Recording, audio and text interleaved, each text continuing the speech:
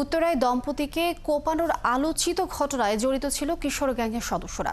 দলটির 5 সদস্যকে গ্রেপ্তারের পর পুলিশ বলছে এদের সবাই মাদকাসক্ত ও ভাসমান অপরাধী। সকালে ডিএমপির মিডিয়া সেন্টারে এক সংবাদ সম্মেলনে পুলিশ কর্মকর্তারা জানান, এই অপরাধীদের গ্রেফতারে রাজধানীর সর্বত্র সাঁড়াশি অভিযান চলছে। এদিকে মোহাম্মদপুরের পর সবচেয়ে বেশি প্রকাশ্য অপরাধ উত্তরায় ঘটলেও এর দায় নিতে নারাজ পুলিশ। মহিম মিজানের রিপোর্ট।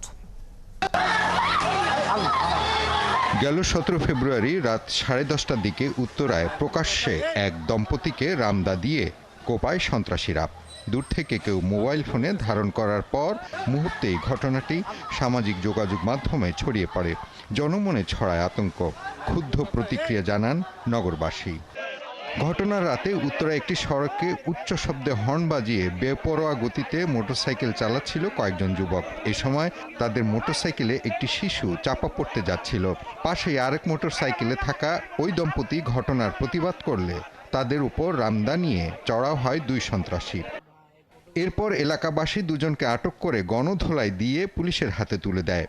মামলার পর সাথে থাকা অপর আসামিদের ধরতে অভিযানে নামে পুলিশ।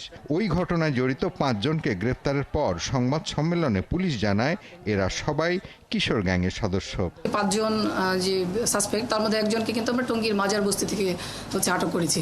তো এই ধরনের উঠতি বয়সীরা যারা মূলত মাদকাসক্ত এবং ডেজার্টেড। তো আসামিদের তথ্য মতেই আমরা পরের দিন আলফাজ ওরফে শিশির নামে একজনকে আবদুল্লাপুর থেকে গ্রেফতার করি এবং পরবর্তীতে তার দেওয়া তথ্য মতে আমরা সজীব এবং সাইফ, এই দুজনকে আমরা পরবর্তীতে টঙ্গী এবং টঙ্গীর মাজার বস্তি এলাকা থেকে তাদেরকে আমরা গ্রেফতার করি। পুলিশ বলছে আসামিরা মাদকাসক্ত ও নানা অপরাধে জড়িত। জামিনে বের হয়ে এসে তারা আবারও অপরাধে জড়ায়। পরিত্যক্ত অবস্থায় বড় হয়েছে, তারা স্ট্রিট চিলড্রেন হিসেবে বড় হয়েছে এবং পরবর্তীকালে মাদকাসক্ত এবং অন্যান্য অপরাধে তারা জড়িত হয়েছে। তাদেরকে আমরা যতই অ্যারেস্ট করি, তারা কিন্তু জামিনে বের হয়ে আসে এবং এবং এবং তাদের বিচার কার্যটা অত্যন্ত কঠিন হয়ে পড়ে, কারণ তাদের কোনো স্থায়ী ঠিকানা নেই। তারা মূলত ভাসমান। তো এই অবস্থায় তারা আবার ফিরে এসে তারা এই ধরনের অপরাধে জড়িয়ে পড়ছে।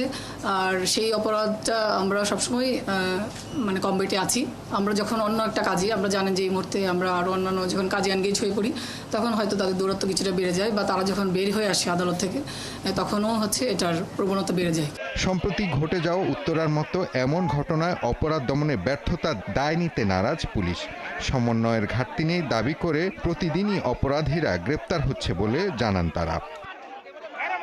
মহিম মিজান, ৭১, ঢাকা।